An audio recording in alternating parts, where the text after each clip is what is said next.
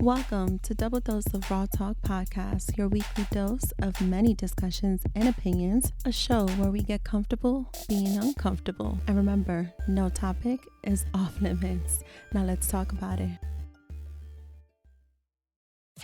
Another component I wanted to highlight this in this segment is how has growing up Latina, you as a Latina daughter, impacted for you and how you cope with raising a young man. How does that look like for you? In Latino cultures, there's machismo, the man needs to be served first before anyone else, blah, blah, blah. Yeah, we don't do that shit Mhm. here, okay? We don't do that shit here, okay? If mom is hungry and I cooked already, you can serve me. Mm, mm. And like vice versa. If I'm serving, like I'm serving for the both of us at the same time and we sitting together. Um and I try to teach him. I mean, my mom, like I said, me and my mom, we've been raising him. So like my mom teaches him Yeah. how to cook certain things. I teach him how to cook other things. And but yeah, that was one of the main things. I was like, Yeah. one of the things we are going away with in my family is Yeah. that, Yeah. Yeah. because no man is above a woman and no woman is above a man. We're Yeah. equal. We're equal Hmm. here. And yeah, that's been like super hard because my mom grew up in the 50s and the 60s, and she always served my dad first. Like Mm. always. Ooh. Y'all, that And hit my chest when she just said that.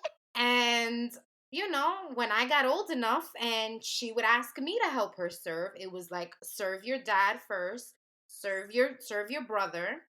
Once they have eaten, then we could eat. And I was like, but I'm hungry. Mm-hmm. Why do I have, Mm-hmm. like, why? I'm like, Mm-hmm.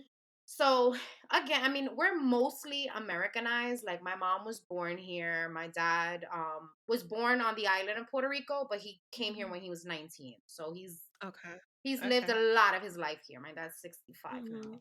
Um Beautiful. so we definitely don't give into a lot of like most Latino like traditions or cultures. So like when I hear certain things, I'm like, yeah, we don't do that in my house. Like Yeah. I don't know what Yeah. she's talking about. Yeah. But that's like one of the main things. Like the man gets served first and whatever, whatever. Like the man, tú le tienes que planchar la ropa, qué sé yo qué, like make sure Oh every my God.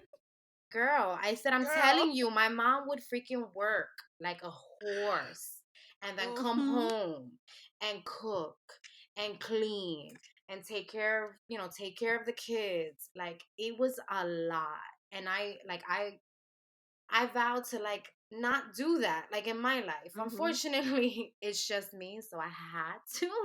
Right. It's like I'm not gonna do that. But Mm-hmm. I didn't have a choice. I mean, for a large part of like Charles's life, not Yeah. by choice, but I had to be a single mom, Mm-hmm. for the most part. And then once his dad was help, he finally got a kidney transplant 5 years ago, and Yeah. he's doing much better.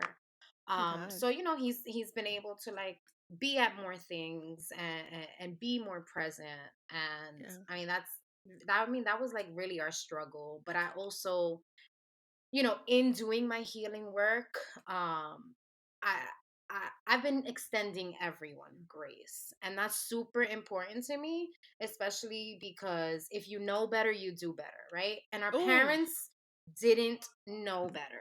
They grew up in a generation where they had to survive, and our generation just wants to thrive, right? We don't want to survive Mm-hmm. anymore. Mm-hmm. So it just extending my parents that grace, because Mm-hmm. they grew up they grew up that way. So Mm-hmm. even if you don't want to do certain things, like, because even you said it, you said like you were never gonna like say, I brought you into this world, I'll take you out. And then it And I came out, and did. then it came out, Yeah. right? So what people don't realize is, whether we want to do these things or not, they're in our subconscious mind. So Mhm. when someone triggers something in us, and our kids are mirrors, Mhm. whatever you don't, whatever trauma you don't work through before having Mhm. kids, your kids will highlight them. And Mhm. trust me, I highlighted a whole bunch of my parents' shit. Charles highlights a bunch of my shit. He lashed out on me on the other day, and when he was lashing out on me, Daisy, I saw myself, Mhm. and I was like, I can't keep doing this. Like, Right. this is not a good environment for him. Like, he's literally like, I was mad at him because I was like, how dare you speak to me like that? And I was like, Mhm. bitch, you do it. He's Yeah. literally, Yeah. it's like a copy and paste. Whatever Yeah. they see you do, um, they're gonna do. Um, Yeah. so yeah, it's been a struggle, but that like the man eats But it first. No, but it has helped you cope with it, right? The way everything has shifted, it has helped you through the coping. Because I feel, first of all, I love that you said our parents' generation had to survive, and we're looking just thrive. And I think that goes along with, um, for lack of better wording, coping mechanisms, even in our parenting, right? That moment that you had of him lashing out, it was such a fucking aha moment when you're like, who the fuck does he think he is? And then it's like, oh wait, he's that's me. That is me. I that am that him. that's me. Because when I've said that, and then I get the snarky side comments for him not to hear it, but my family, well, who's his mother? I get that. The who's his mother? Who, who- it's you. That's all you. And it's a harsh reality, Hmm. but it's very real. I wanted to bring something that, you just said something that triggered. Okay. And I want to be able to bring that here on what does it look like in the coping mechanisms with co-parenting, right? And how our youth and growing up, how has that been applied to us parenting, right? And even co-parenting, right? Because your parents are still together. It's complicated. Girl, I meant like living. It's complicated. Let me tell you something. My parents are still together, and it's very complicated, girl. So sometimes it feels like ring, ding, ding, ding. Round two, Currently, round three, yeah, no, girl. currently Yeah, they are communing in the same home as we speak. How long like that, their roommates. like they're roommates, yes. Because sometimes it feels like that, right? I don't give a fuck what that piece of paper says, y'all. It is hard when they get older. Oh, child, no, no, no. I'm mediating now. It's like mediating visits. That's what it's become. But shout out to my parents. So the reason why I say that is because I do think there's a certain extent of co-parenting when people are still married and together and living in the same home with their children, right? Gotcha. But when you haven't really grown up seeing what it looks like, the separate homes, and having to share who gets him what weekend and so on, it is a little different. It's a different type of co-parenting, right? Just Yeah, separate houses, but there's other things that fall under that, right? yeah. And so I had a very aha moment, right? And I'll feel comfortable enough to share because by the time this drops, I'm not trying to dish out someone's business too much, but I appreciate you sharing so much what went on with your son's father, because we're kind of in something similar right now. It's still hard for me to understand what exactly is going on, and that is, something that I don't think he's felt comfortable enough coming out and just saying too much. But there is some health concerns, Gotcha. and it's news that's hit my son very, very hard. And I shared this on my IG story the other day. Yeah. Um, and I'm not gonna lie, and here goes, Daisy keeping it all the way raw here. I shared a picture of my sister hugging my son. He found out of what was going on. He was informed. I knew of it already. I just didn't know it was gonna be told to him that moment. Okay. Like I knew it was coming. I just didn't know it was gonna happen that moment. So I was not prepared. I was not feeling my best. I was a bit under the weather already. And it caught me off guard to see my son's reaction. He he has this thing when he's shutting down. He bites his lip. Mm. And so I peeped that, but every part of my body was in pain. I was not feeling well. And so I wasn't trying to get up. I'm not going to lie. I was so out. I was so like, Yeah. when you said like, this kid is just going to get fat when he's going to get fat. Like at that moment, I was just like, God, just let this kid just stand there and not react because I didn't have it in me. I was just so tired, so beat up, my body, everything, right? Yeah. And I can see through his glasses, his eyes are getting watery. And I'm like, fuck, now I gotta get up. I felt like such a shitty fucking mom. I'm not gonna lie to you. I'm gonna be very honest. But I didn't have it in me. And so my sister, bless her soul, because she loves to cry, she goes, if you want to cry, it's okay to cry. And she gets up and she goes to him to hug him and embraces him. And the kid breaks down. He breaks down hysterical. And he is crying hysterical. And I'm like, oh fuck. And so my nephews are there, my sister's kids. Yeah. And my nephew, it's so funny the dynamic. He goes, so we gotta hug him too. And I look at my nephew and I'm like, well, now I definitely gotta hug him because she got up and hug him and I'm his mother, so I gotta get up and hug him. So my nephew's like, okay, so then we're all gonna hug him. And mind you, they're still hugging each other. They're crying hysterical. My Yeah. sister's like joining in on this crying.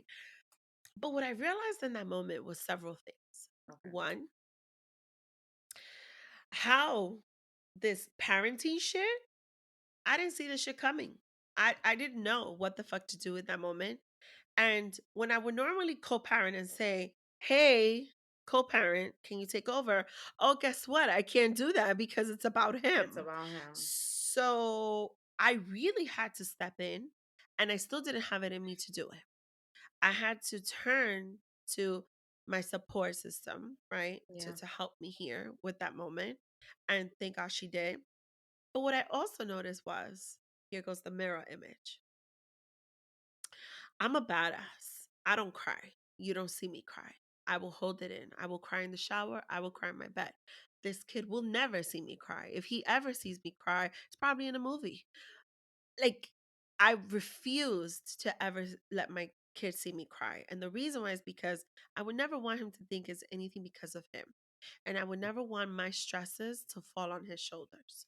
So I always thought I was protecting him from that. Mm-hmm. And what I realized in that moment is that my son was trying to be a badass. My son was trying to be hardcore and strong and not let a single ounce of a tear come out because no one was supposed to see him cry. Yeah. He was not comfortable feeling his feelings. He was not comfortable sharing his emotions. He thought he had to hide those tears. And that was the other moment for me where I said, oh shit, I fucked up because he is me.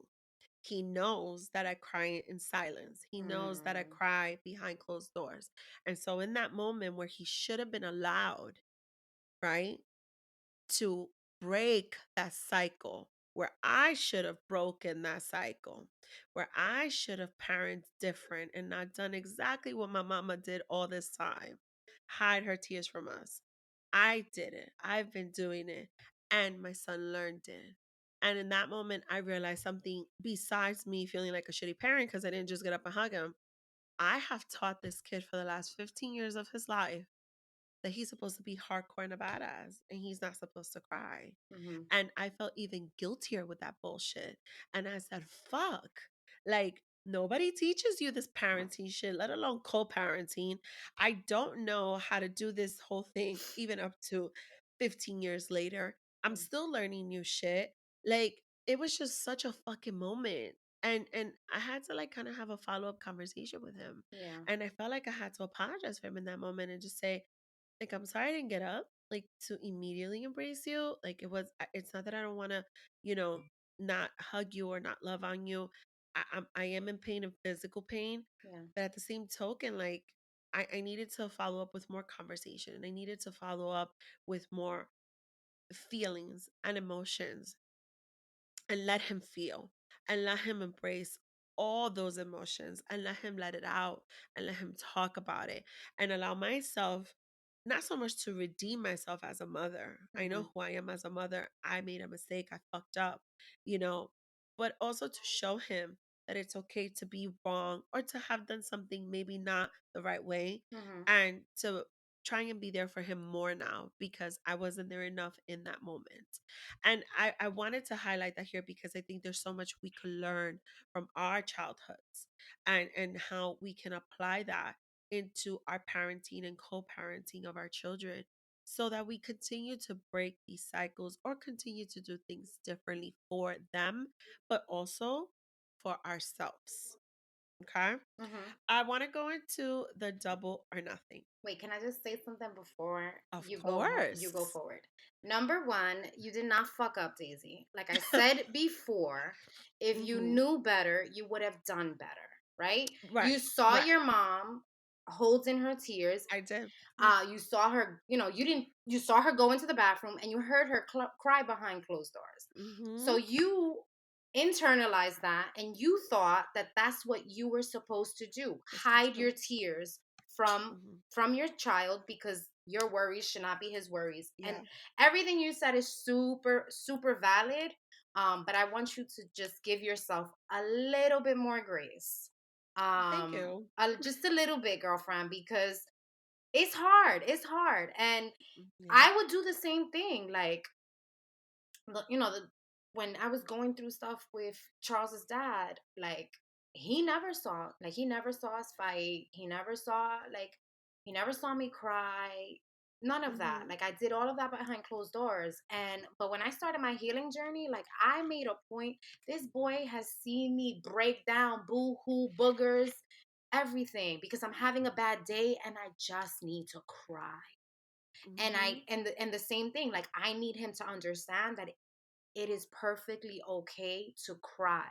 I think in Mm-hmm. Latino cultures, like, when a boy falls down, you're like, man up, don't Levántate. cry, Mm-hmm. levántate. A Mm-hmm. man is not supposed to Mm-hmm. cry. Yep. Girl, that boy will fall. I'd be like, you want to cry? And he would like, Cry. and he would Cry. literally cry. Mm-hmm. And I think now that you got that mirror moment, you're Yeah. able, and the fact that you were able to reflect on that moment, Oh yeah. and now you're able to, like, pivot and, like, Yeah. show him that yes, it's perfectly okay for a man to cry.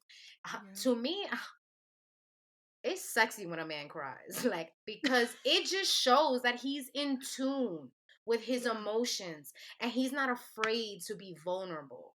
And that's something that, like, I want to raise an emotionally intelligent man, and a man that Mm-hmm. can be vulnerable, especially with the woman that he loves. And I feel like, I don't know what your situation was with your son's father, but I feel like my son's father for a really long time was, like, emotionally unavailable. Oh yeah. Um, 100%. Yeah. so, Yeah. like, girl, I was like trying to, like, peel back the onion, and it was Mm-hmm. like, no.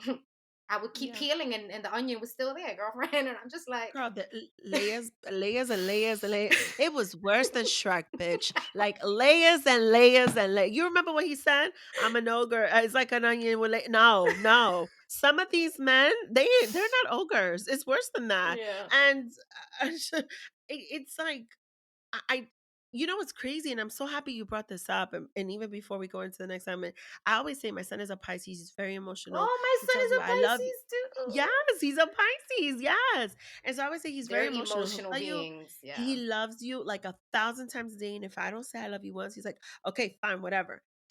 And so in my mind, I always thought, oh, he's emotional because, he's a two of his emotions. He says, I love you. He'll show you affection, all this stuff until this moment. And it was like, Mm. oh, wait a minute.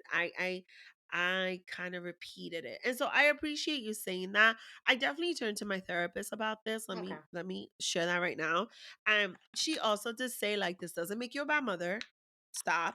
And I was like, okay, but it is very real to how I felt in that moment. And I'm not gonna sugarcoat it either. I'm gonna No. say how I felt in Yeah. that moment because we have those cultural, traditional, generational pressures on ourselves that we don't even realize sometimes that we've taken it with us. And let me say this, I wholeheartedly believe my mom, she wasn't like it was more like, she likes to cry in her silence. She likes to, Oh, gotcha. just sit with herself, with her emotions. I don't even think she realized she was doing that sometimes. I don't even think she realized, like, whenever she talks about her parents, God rest their souls, they passed away many years ago. She can't even get a word, not even the first. You already know she's about to say something about her mom and her dad.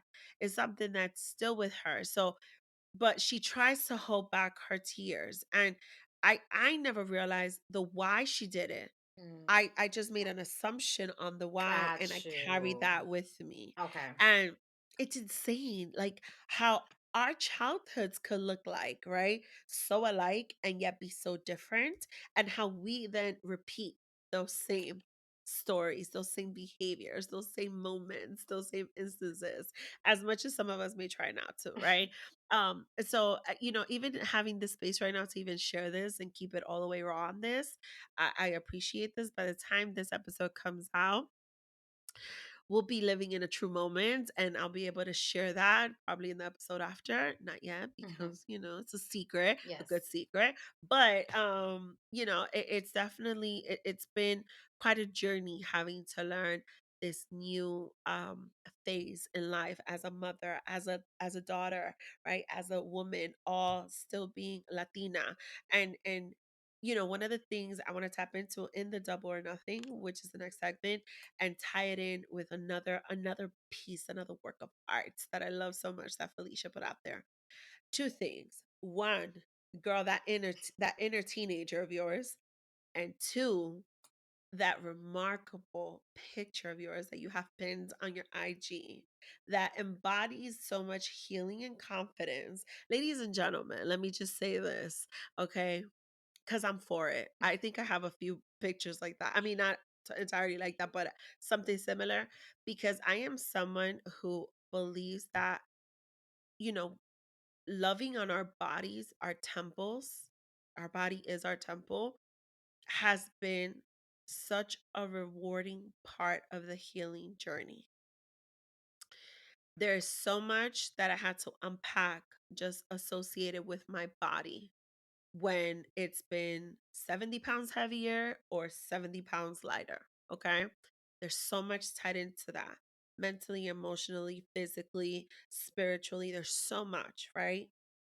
And once you reach a certain level of confidence that just no one can take away from you, this is why you get works of art like Felicia's pin post.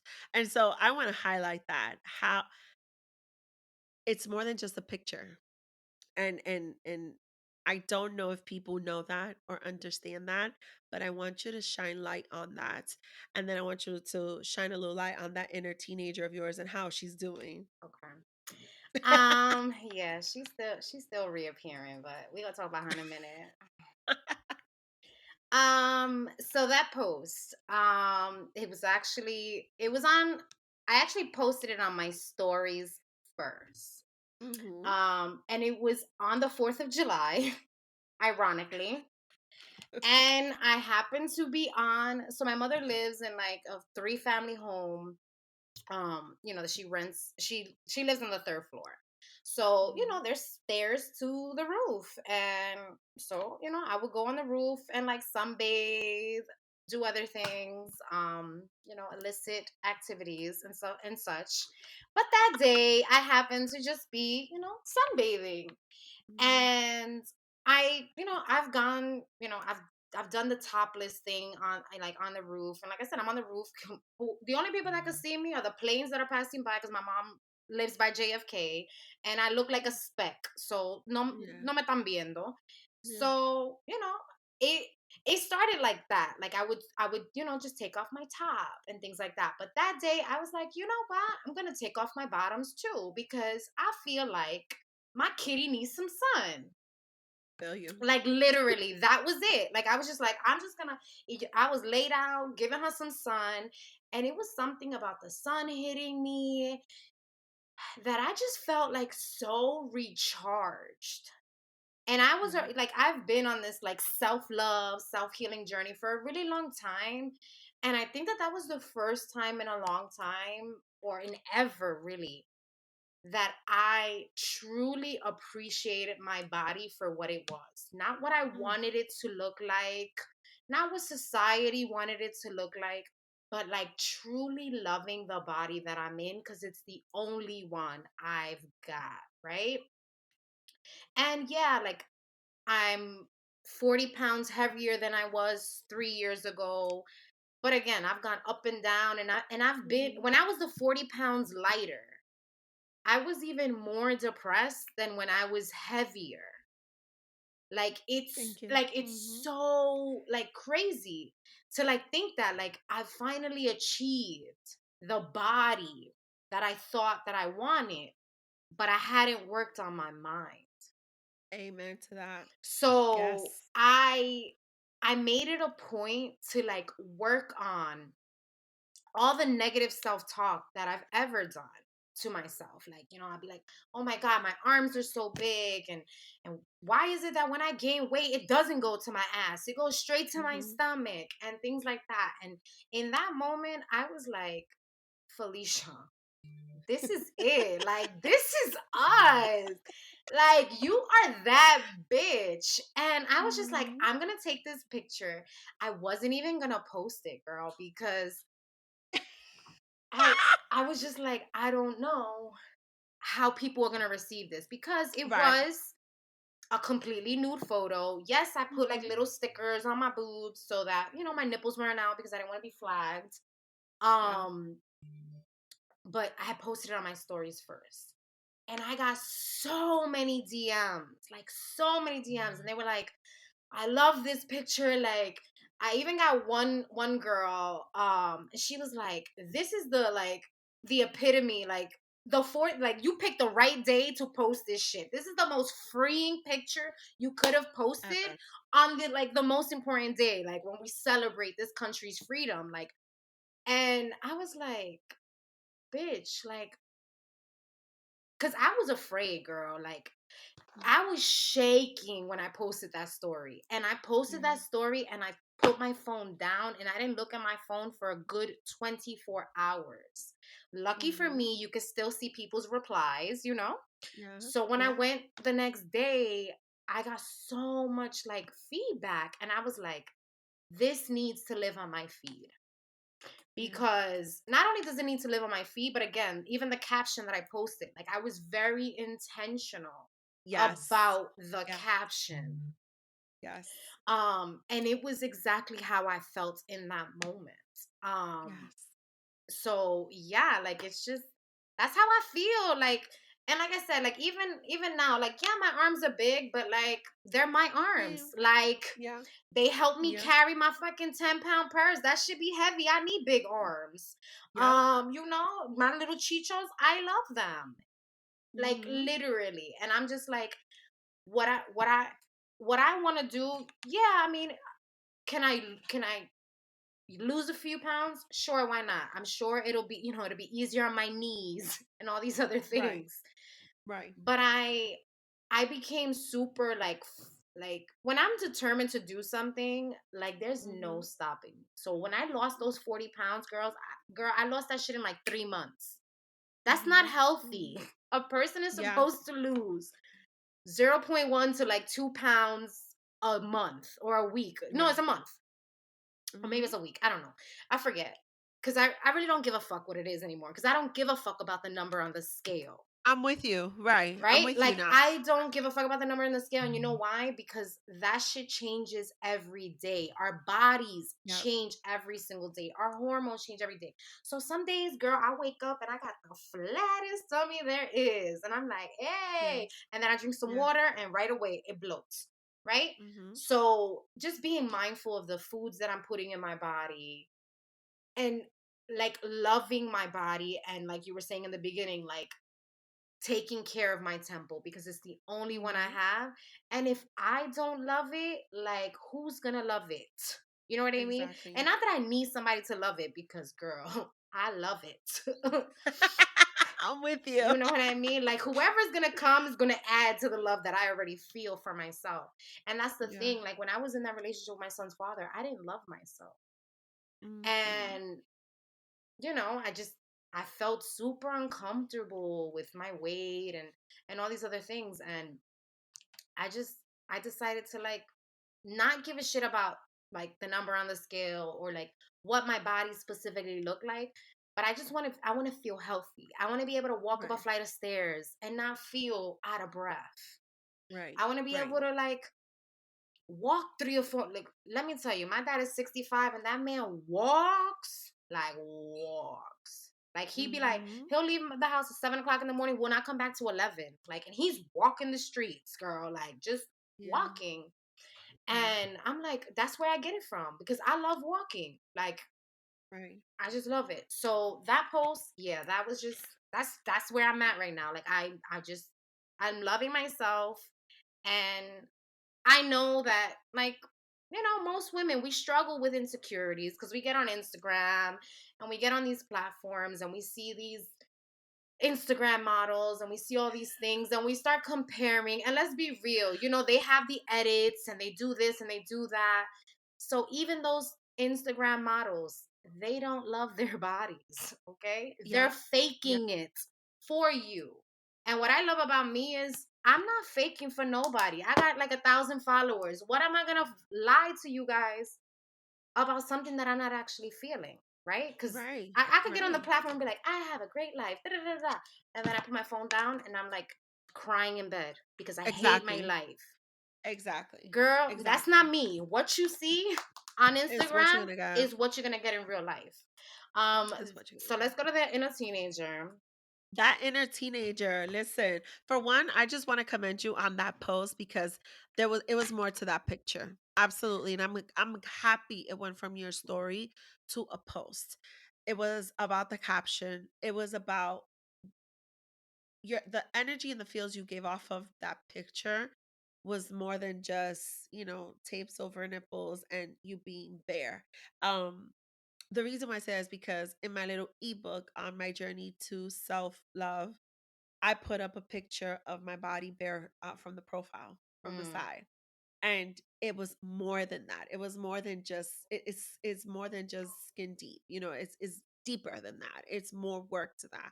And so that's where that post and that picture from you meant so much to me, because when I saw that, I'm like, Phylicia gets it. She gets it. She gets that all the work that we do. You're seeing our skin. You're seeing this completely free. Seeing you're seeing so much, but it's so much more for us. For a lot of people, it's like, oh my gosh, she's naked. No, it's more than that. You missed the point. You totally you missed missed it. the You, point. you you stopped right here. You missed it. And so that's why I wanted to commend you so much for that. And I just love that you did that. So yes, let's tap into this inner teenager, because we just talked about all this childhood and all this other stuff. But I want to talk about how it has been for you unpacking and discovering so much and now realizing, oh fuck, here is inner teenage Phylicia. Yeah, so like I mentioned earlier, in the episode, my mom is a breast cancer survivor, and she was diagnosed with stage 4 breast cancer when I was 14 years old. So I was a freshman in high school, and my mother had to have a major like mastectomy, reconstruction, like literally the works. Yeah. And I literally became my mother's caregiver, and I didn't have a chance to be a child, right? Mhm. Because I literally thought my mother was going to die. Yeah. And I wanted to make sure that I got every moment with her, because my grandparents died when my mother was, I think her mom died when she was like 14 or 15, and then her dad died when she was already married to my dad by the time she was 15, because it was the 50s or 60s at that point. But regardless, Yeah. they were getting Yeah. married at 15, 16, 17. There was Yeah, no no, age limit. it was very common. Yeah, no, it was common. I just realized that. Yes, same, same. So so yeah, so she was out of the house, and I think her dad, like I said, she would call her dad when she was cooking meals for my father and things like that. So I think Yeah, I think my mom might have been 17 or 18. But the point is, like, she didn't have a lot of time with her parents. And I was afraid that like my mom was gonna die.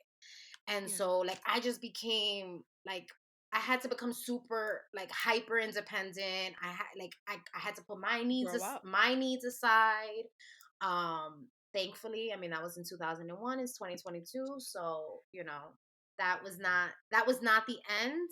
Um but I realized I actually posted something else like a couple of weeks ago again about my inner teenager, and the fact that I didn't realize that I resented my mother Yeah. because she was sick. Like I was mad at her that she got sick. Mm-hmm. And like that realization, and that was now, like literally fucking teenage Phylicia was like, we're fucking mad. And I was like, well, why? Like, Yeah. what the fuck we Yeah. mad about? Yeah. Yeah. And literally, I was mad because my mother was sick. Like it was her fault. Like she did this to herself. And like having to unpack that shit, because it's like she didn't ask to get cancer, but I was 14. I didn't fucking know better. I just wanted my mom, and I just wanted to live my life. I just wanted to live my life and be a normal 14-year-old that like got to like maybe have her first love. And I did eventually. I whatever, Yeah. whatever. Around 14, 15 ish, that happened. Yeah. No. You good? Yeah, I'm good, thank you. So what you call it, yeah, so like dealing with all of that, like, and again, I was dealing with it like in the moment. So when you're dealing with all these like health scares and all of that, like you don't have a moment to like stop and think, how do I feel, how does this make me feel? I just didn't have the time. And when I started like, and especially like this summer, I made it like a super selfish summer. Like I was like, I'm not making plans with nobody. I'm doing everything alone, because for a really long time, I couldn't go to the movies by myself. Like, and Mm. I became like super dependent on needing another, like someone to be there to like live Mm-hmm. life. And I'm like, I used to do things all the time when I was younger. Like, so this summer I was like, we're gonna go hiking, like we're gonna go hiking alone. We're gonna go to like random events alone, and like getting out of my comfort zone. Mm-hmm. Mm-hmm. And teenage Phylicia, she hasn't been liking that. But she don't got a fucking choice, because we need to get over whatever the fuck we mad about. Yeah. And in order to get over the shit, I needed to silence all the noise. Yeah. Yeah. And yeah, it's been a struggle dealing with her, but I there's no coincidence, I'm dealing with a teenage boy. Yeah. Yeah. So when he does shit, it reminds like my inner teenager be like, oh, you want to fight, you want to fight, Mm-hmm. I will Mm-hmm. punch you. And he's like, no, you're not. And I will punch you.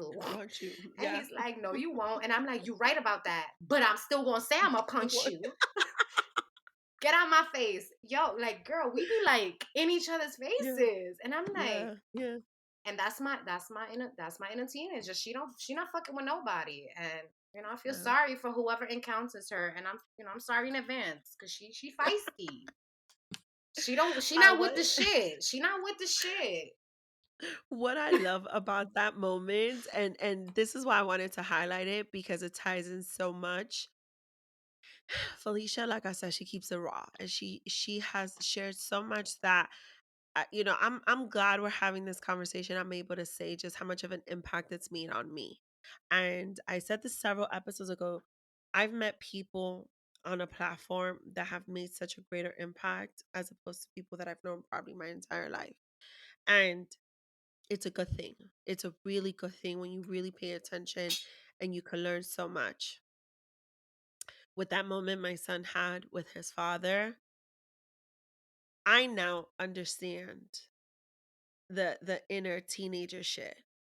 And it's because of what you shared about the inner teenager. Mm, And it makes sense so much how when you said that, I said, I'm gonna look this shit up because believe it or not, I've never come across it.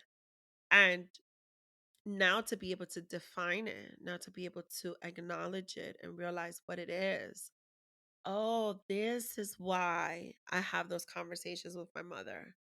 This is why, I'm able to recognize certain things with my teenager that I probably didn't have a fucking clue about when I was a teenager myself, Yeah. right?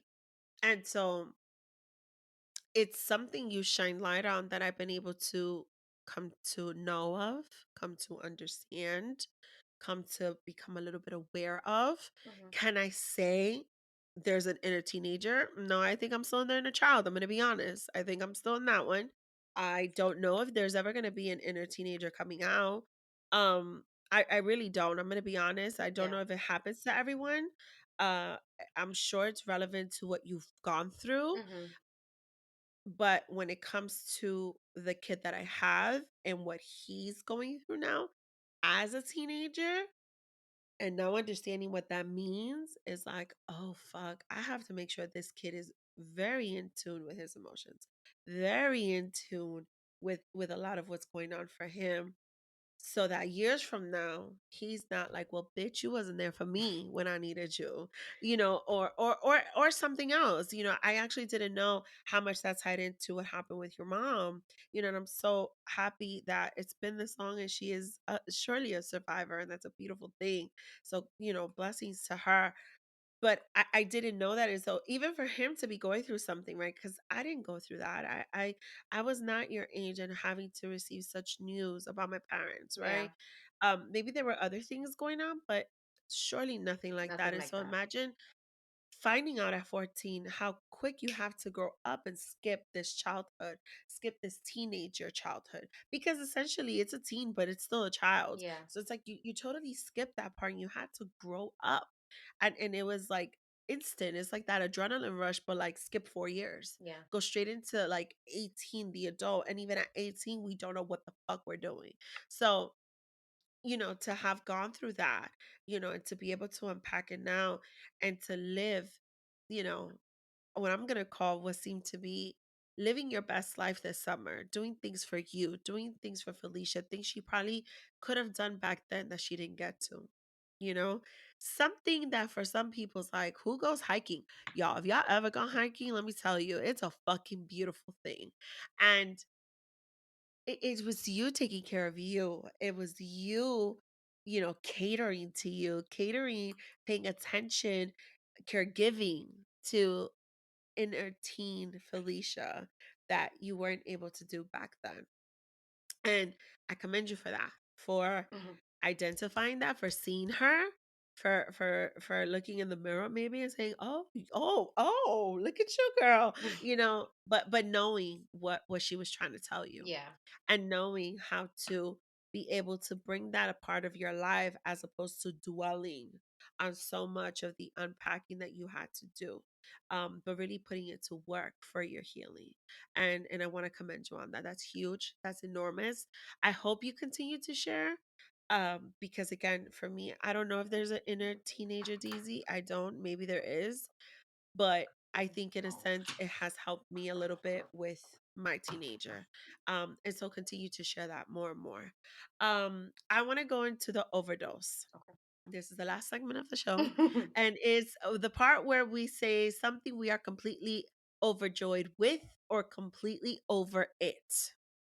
It could be absolutely anything. So, I mean, anything, nothing to do with the topic at hand, or it can, but anything. So you could pick one or the other or both. Okay, so something I'm completely over, and I think most of my followers know I'm over my fucking job. Like, I am over being the manager without being paid. I'm over being Mm. like every time there's a fucking fire in that place, literally. I think that's why I got the red hair because I feel like a fucking firefighter up in there. Like literally, nobody could do anything. And when I mean nobody, I mean from the attorneys all the way down to the support staff. Every single person in my fucking office calls me. And I'm like, Bro. are you gonna take some of my work while you at it? Because you just keep dumping shit on my plate and taking nothing off of Mm, it. mm, mm. Um, but also I've also had to set boundaries with that. But I'm over my job and they know I'm over this shit. So They've Yeah. been they've been realizing that I've been setting boundaries subtly, and they're like, "Oh, she not playing." Like I'm like, "Don't text me. You gonna give me an assignment? You fucking email me. My phone is for personal use. And if you want to text me, get me a company phone. But realistically, I don't want that shit because then I'm available to you 24/7, and nobody, and I mean nobody on this God-given earth has that much access to me. Not Mhm. even my Mhm. kid. That's what I'm over. Mhm. And what I am overjoyed I with, love it. so over that fucking place. I'm gonna leave soon. But in the meantime, it's doing what it needs to do. It's Mhm. financing my life. So, but I'm Yeah. still over that Yeah. shit. Yeah. Something I'm overjoyed about is me diving deeper into my spirituality. So like, I talked about like God and going to church and like shifting from that. And like, girl, let me tell you, your girl is a whole motherfucking bruja, and like I be scaring myself, but I be like, yes, bitch. Like I am like in my fucking power, and I've never been like this connected to source. Mm. So yeah, I'm just girl. I'm living my truth, like for real, and it's That great. is And I feel like I'm just beautiful. like connecting back to like traditionally, like our indigenous religions, right? So i'm Oh, yes. so i'm Oh, not yes. i'm not trying, like, I mean, whatever, church is good for whoever it's good for. Yeah. I just don't feel connected to that. And the fact that like I've been able to find a different avenue, like I'm just overjoyed with like all of the information that I'm getting, me implementing all of that. So, stay tuned. Bruja vibes. Okay. We may be I having heard some you. offerings soon, but that's a whole nother, I heard you. one thing at a time. I heard you. Listen, let me say this. I'm someone who has totally worked on coming back to her faith and reconnecting with God. But let me be very honest about something, okay? Hmm. And I want people to understand why I'm able to be so open to this. I believe so wholeheartedly in spirituality. I believe that there are people out there who can give you those messages. I Hmm. believe that there are people out there who can see certain things, okay? I am Ecuadorian. Mm. Indigenously, there are certain things that not the church nor society can teach you. Hmm. Okay? Indigenously. I say that why? Because there is like my grandfather used to say, sangre de indio. Okay, we Mm. have that. We have that. And there's certain teachings that we know through a language other than Spanish, through our culture that's deep into the fucking rainforest. Okay, like there is certain things that we understand, that we know. There's things that I remember Marcus being asthmatic Hmm. and getting all these Un medications, and remedio. God rest her soul, Mami Olguita used to say, no hagas eso, Give me do 2 seconds. this I just and gotta this plug and this in this. because we cannot be unplugged, girl. This conversation is Yes. too Yes. good. My grandmother, Mami Olguita, used to say, all right, those medicines are fine, but you're gonna get This? this, you're gonna get this and this. And none of that was at a CVS. None of it was at a Walgreens. Some of it I had to go to a market. There was other things involved here. Yeah. But I believe that a lot of it comes from, like, to your point, real traditional, real indigenous, like real nature, real holistic. Like there's so much more there. And so, yes, the same way I can say that I can go back to my faith and I could find God again, and I do believe in that. There is that huge part of me that still has that space for it spiritually, and what it looks like for me when I'm like, okay, I'm done with all these remedios. Let me go to this now, because I remember I was told to go grab that brown paper bag and to do this, or esa tela de seda, and no, there's a whole bunch of other stuff there Hmm. that when you tap in that far, you know how to be able to have true, and I want to say true faith. True faith. Okay. There's so much more to that to connect with. And so I appreciate you saying that, because a lot of people feel like, oh, well, if you're for this, then you're not for that. No, you can easily just say, I'm just not connected there, I'm more connected here. Or you can see the value in both. It's not just like, oh my God, no, if you're for that, then no, my God. Like, there was just always so much scrutiny growing up to certain things. And I grew up in that, and I grew up in that mindset until I came,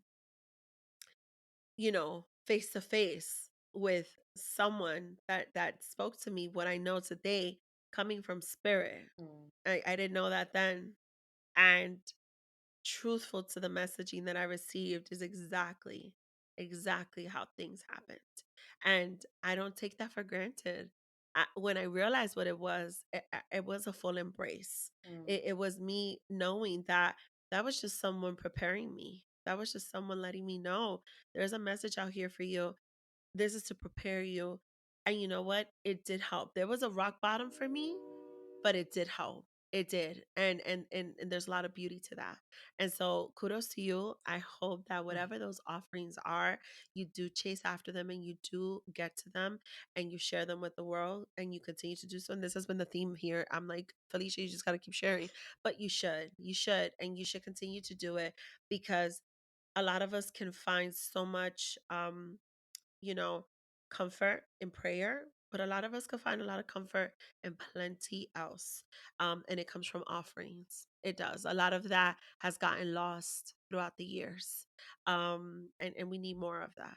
So I'm very happy for you that that's what you're finding joy in. And what you're completely over it, girl. I was once there. I was, and I feel you, and I'm gonna pray for you. Um, I'm going to share when I am completely over it. And I am completely over society skipping over Thanksgiving decorations and just Thanksgiving in general. And I'm going to tell you why. Because y'all, like, can I just get a little bit of fall colors? Okay. Like, I get it. Let's bring on the Christmas. Like, don't get me wrong. I get it. But baby steps, y'all. There's moments here. Like, can we just like, just a little bit, like just give us a little bit of I don't need to be bombarded in the mailbox with a bunch of like 25 magazines of all the Christmas sales when I haven't even had some turkey. Like, bro, I Déjame needed to comer share mi that. pavo. I just, because once those things come in, everybody starts circling what they want, and oh, I want this and I want that, and thank God these kids are grown now and they're not like little because those magazines was like the favorite shit to watch and look at, but I'm just in a space where it's like, yo, we really have neglected Thanksgiving. Like, Thanksgiving is like ignored, and it breaks my heart. I just think we should just really give it a little bit of more recognition. I'm all for the Christmas spirit. I'm ready for it right after Thursday, but in the meantime, let's just live. Let's just let Thanksgiving society needs to do a little better, and just let Thanksgiving live, and not because of the pilgrims and stuff like that. That's not it. I'm totally here just for the food No, I get and it. just to be grateful with the family. That's it. I'm here for the food. And yes, some of us do not just have turkey. Okay. Oh That's all I no. want to say. Yeah, we have more. Uh, you with me on that? Okay. Well, Phylicia, we have come to the end of this episode. This has been, it's like almost 2 hours. So by the time you hear this, y'all might have just heard part two. I think that's what it's gonna give. They may need to come back They may to hear need the to. end of this very raw and deep conversation. That's okay. Would you like to share with my listeners where they can find you and follow you? Yes. So my Instagram name is literally my name. So it's Phylicia, Phylicia underscore underscore, and then my last name Vega, Vega. Yeah. Yeah. I'm just It yeah, is I'm a just yeah, I'm whole. just on IG. I don't even bother with any other platforms because I just Yeah, she already said she don't do the Facebook, so don't go bother looking don't for her. yeah. Just leave her alone. Leave me alone No. on Facebook because I don't go on there. And TikTok I don't even post, so it's not even worth even sharing. So IG is where I'm I at. have I have yet to create that TikTok, y'all. Don't bother me. It's not gonna happen. No. I just do it No. to watch videos. That's it. Everybody that I know does it just to watch videos, and then everybody that I know sends me those videos. I just, I can't. I cannot. You see how I get nervous. It stresses me out. I can't do it. I don't know how you guys do it. I really don't. My sister is on TikTok all fucking day. She works from home, but she's on TikTok all fucking day. And that's all she does all day, sends me TikToks. She works, don't get it twisted, but she's on TikTok all fucking day. I can't do it. No, absolutely not. But it has been a pleasure having this conversation with you. I am so happy you came on to touch on some really raw topics. And it's not easy to have these conversations. It's not easy to unpack, to share, to reveal.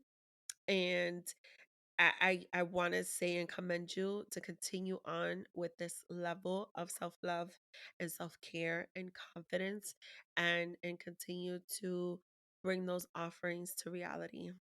I see something really big with you, and I'm excited for what the future holds for you. And y'all make sure you go follow Phylicia, because you don't want to miss this vibe. It's a whole vibe. But thank you for coming. Thank you for having me. And yeah, we definitely gonna need a part two, girl, because there's so much more we need to talk about. But until then, this is all y'all get, okay? Oh, and I follow love me, it. and you get more Yes, follow there. her. Yes. And as always, guys, this has been another week and another episode on Double Dose of Raw Talk podcast. I'm your host, Miss D, and you guys will tune in next week. Bye. Don't forget to follow us on Instagram and Twitter. And we are live on your favorite podcast streaming platform. Make sure to tell a friend to subscribe, rate, and review. Talk to you later. Bye.